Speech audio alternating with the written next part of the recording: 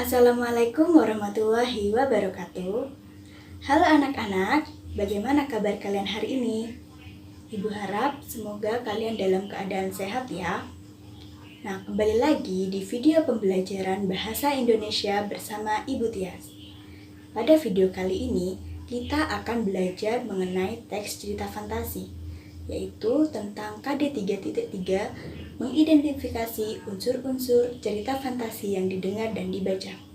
Nah, kira-kira apa saja ya yang akan kita pelajari pada pagi hari ini?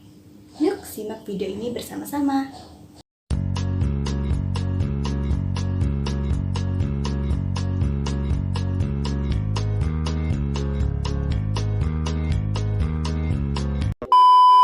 Pada video kali ini, kita akan membahas beberapa submateri, mulai dari pengertian teks cerita fantasi, lalu ciri umum teks cerita fantasi, jenis-jenis teks cerita fantasi, serta menentukan unsur intrinsik teks cerita.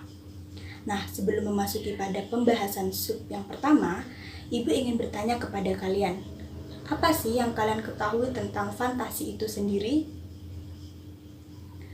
Nah, baik. Jadi, fantasi adalah hal yang berhubungan dengan hayalan atau sesuatu yang tidak benar-benar ada dan hanya ada di dalam benak atau pikiran saja. Kata lain dari fantasi ini lebih sering kita ketahui yaitu dengan kata imajinasi. Nah, fantasi ini dibagi menjadi dua jenis. Ada fantasi aktif dan juga fantasi pasif. Fantasi aktif adalah fantasi yang dikendalikan oleh pikiran dan kemauan. Contohnya, seorang penulis, pelukis, dan perancang, dan juga yang lain sebagainya. Lalu, untuk fantasi pasif sendiri adalah fantasi yang tidak dikendalikan. Nah, jadi seolah-olah orang yang berfantasi hanya pasif sebagai wadah tanggapan-tanggapan. Contohnya yaitu ketika orang sedang melamun. Nah, setelah kalian mengetahui pengertian dari fantasi, kita akan memasuki subbab materi yang pertama, yaitu tentang pengertian teks cerita fantasi. Nah, kira-kira apa sih teks cerita fantasi itu? Nah, jadi teks cerita fantasi adalah teks yang menceritakan sebuah peristiwa atau kejadian imajinatif yang diciptakan oleh penulis dengan tujuan untuk menghibur pembacanya. Nah, cerita fantasi ini dihasilkan murni dari proses hayalan ya. Biasanya berupa cerita-cerita dari dunia lain yang penuh keajaiban dan kemisteriusan guna untuk menghibur si pembaca. Nah, bagaimana anak-anak? Sudah paham ya mengenai pengertian dari teks cerita fantasi? Selanjutnya, kita akan membahas mengenai ciri umum teks cerita fantasi. Di sini ada 6 ciri umum teks cerita fantasi. Yang pertama yaitu adanya keajaiban, keanehan, ataupun kemisteriusan. Seperti namanya sendiri, teks cerita fantasi merupakan cerita hayalan yang berasal dari dunia imajinatif yang diciptakan oleh penulis. Sehingga dengan adanya hal-hal ajaib, aneh, ataupun misterius merupakan hal biasa ya yang ada di dalam teks cerita fantasi. Meskipun hal tersebut tidak kita temui di dunia nyata. Lalu, ciri umum yang kedua adalah ide cerita. Nah, seperti yang sudah diungkapkan sebelumnya, teks cerita fantasi merupakan cerita hayalan ya. Jadi, ide ceritanya bersifat terbuka terhadap daya hayal penulis dan tidak dibatasi oleh kehidupan nyata. Ciri umum yang ketiga dari teks cerita fantasi yaitu menggunakan berbagai latar. Dalam sebuah teks cerita fantasi, alur dan latar cerita memang memiliki kekhasan, di mana rangkaian peristiwanya dapat menggunakan berbagai latar yang mampu menerobos dimensi waktu dan ruang. Peristiwa yang dialami tokoh pun bisa juga terjadi pada dua latar, yakni latar yang masih ada di dalam kehidupan sehari-hari ataupun latar yang tidak ada dalam kehidupan sehari-hari. Nah, untuk ciri umum yang keempat dari teks cerita fantasi adalah adanya tokoh yang unik. Dalam teks cerita fantasi, tokoh bisa saja diberi watak yang unik atau juga bisa memiliki kesaktian tertentu yang tidak ada dalam kehidupan sehari-hari. Untuk ciri umum yang selanjutnya, yaitu bersifat fiksi. Fiksi sendiri dapat diartikan sebagai hayalan ya. Jadi, pada dasarnya sebuah teks cerita fantasi merupakan cerita hayalan yang tidak benar-benar terjadi di dalam kehidupan nyata. Namun, latar dan objek yang ada di dalam cerita fantasi bisa saja diambil dari kehidupan nyata, meskipun tetap diberi sentuhan fiksi ya. Untuk ciri umum yang terakhir adalah bahasa. Bahasa yang digunakan dalam teks cerita fantasi bukanlah bahasa yang formal ya, melainkan bahasa yang digunakan adalah bahasa yang variatif dan ekspresif. Bagaimana anak-anak, sudah paham kan mengenai 6 ciri umum teks cerita fantasi? Jika sudah, Ibu akan melanjutkan pada materi pembahasan yang berikutnya, yaitu mengenai jenis-jenis teks cerita fantasi. Jenis-jenis teks cerita fantasi ini dibedakan menjadi 2, yaitu berdasarkan kesesuaiannya dalam dunia nyata dan berdasarkan latar cerita. Nah, untuk lebih jelasnya kita bahas satu persatu ya. Berdasarkan kesesuaiannya dalam dunia nyata, jenis teks cerita fantasi ini dibedakan menjadi 2 jenis. Yang pertama, cerita fantasi total, yang mana cerita ini berisi fantasi pengarang terhadap objek atau peristiwa tertentu di mana objek atau peristiwa tersebut benar-benar tidak pernah terjadi dalam dunia nyata. Contohnya, misal penggunaan nama orang, nama tempat, atau kejadian tertentu yang murni hasil rekaan pengarang. Nah, sedangkan untuk jenis yang kedua adalah cerita fantasi irisan. Kebalikan dari cerita fantasi total, pada jenis ini berisi fantasi pengarang terhadap objek atau peristiwa tertentu di mana objek atau peristiwa tersebut ada atau pernah terjadi di dalam dunia nyata. Untuk yang selanjutnya, kita akan membahas mengenai jenis cerita fantasi berdasarkan latar cerita. Nah, dalam jenis ini dibedakan menjadi 2 jenis juga ya. Yang pertama ada cerita fantasi latar sezaman. Artinya, latar yang digunakan dalam cerita tersebut hanya satu masa. Contohnya, pada masa kini, masa lalu, ataupun masa yang akan mendatang.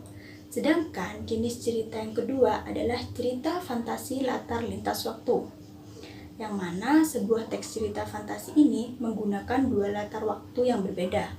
Misal, masa kini dengan masa prasejarah, atau juga bisa seperti masa kini dengan masa 10 tahun yang akan mendatang. Nah, bagaimana anak-anak? Sudah paham ya mengenai jenis-jenis dari teks cerita fantasi? Jika sudah, kita akan membahas mengenai materi yang terakhir, yaitu tentang unsur intrinsik teks cerita. Unsur intrinsik sendiri merupakan unsur pembangun yang terkandung di dalam sebuah cerita. Nah, apa saja ya yang meliputi unsur intrinsik cerita fantasi? Yuk kita bahas satu persatu. Unsur intrinsik yang pertama adalah tema. Tema merupakan gagasan pokok atau ide yang mendasari sebuah cerita. Nah, untuk dapat menentukan tema, mudah saja. Kalian cukup menemukan jawaban atas pertanyaan, apa sih yang dibicarakan dalam teks cerita fantasi tersebut? Atau kalian juga bisa mengajukan pertanyaan seperti ini. Bercerita tentang apa sih teks cerita fantasi tersebut? Nah, dengan mengajukan pertanyaan-pertanyaan tersebut, kalian dapat menentukan tema dari teks cerita fantasi. Unsur intrinsik yang kedua adalah alur. Alur merupakan rangkaian peristiwa dalam cerita. Alur sendiri dibedakan menjadi 3 jenis. Yang pertama yaitu alur maju, di mana penulis menyajikan rangkaian peristiwa secara kronologis atau sesuai dengan urutan waktu, mulai dari awal kisah sampai dengan akhir dari cerita tersebut. Nah, untuk yang kedua adalah alur mundur.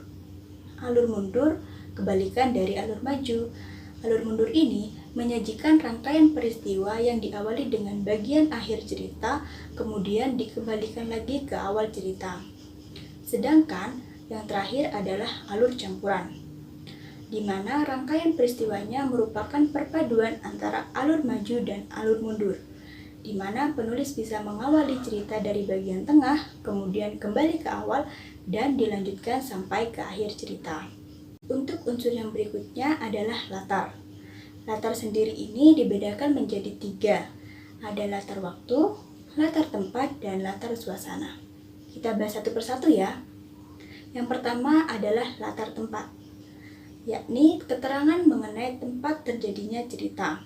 Misalnya, di rumah, di sekolah, di pasar, dan lain sebagainya.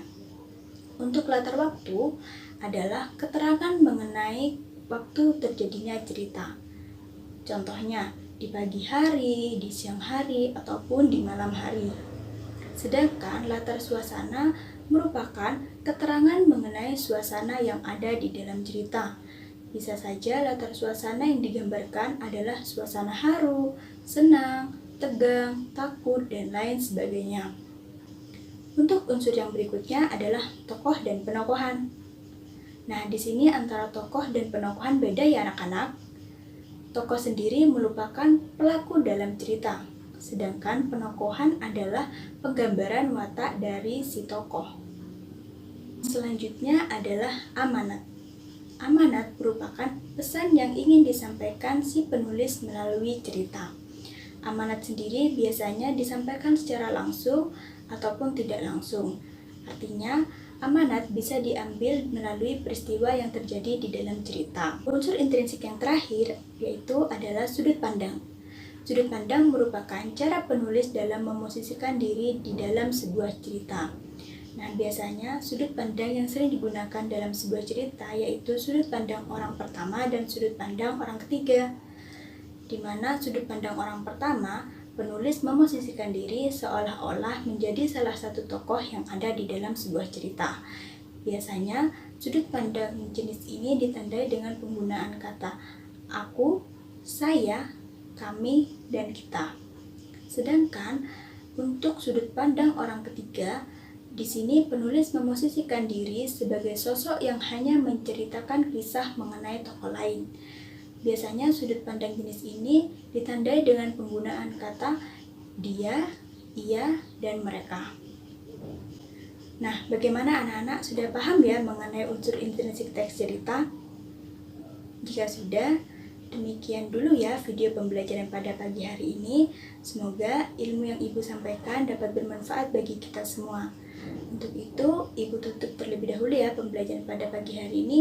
Dan jangan lupa kerjakan tugas-tugas yang akan Ibu kirim di WhatsApp grup kelas masing-masing. Ibu cukupkan. Wassalamualaikum warahmatullahi wabarakatuh.